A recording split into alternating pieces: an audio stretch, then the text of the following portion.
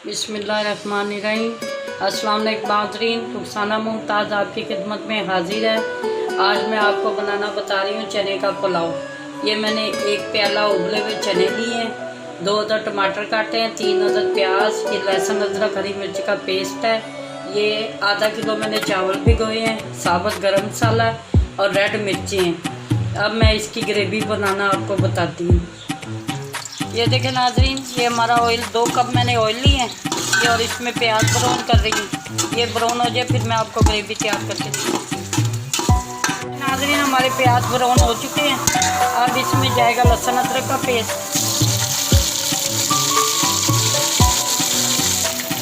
ये अब इसमें जो मैंने 2 अदद टमाटर काटे हैं वो डालेंगे।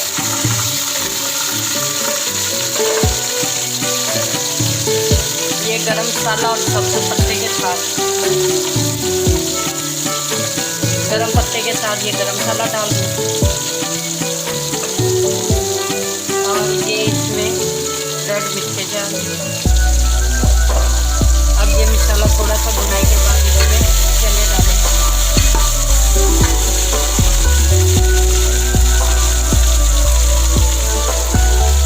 ये इसमें 1.5 चम्मच नमक।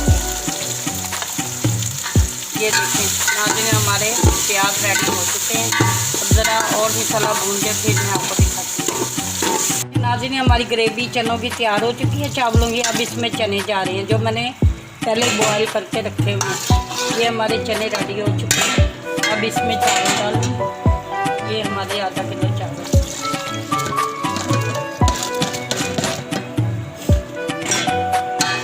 ये चने का पुलाव तैयार हो रहा है।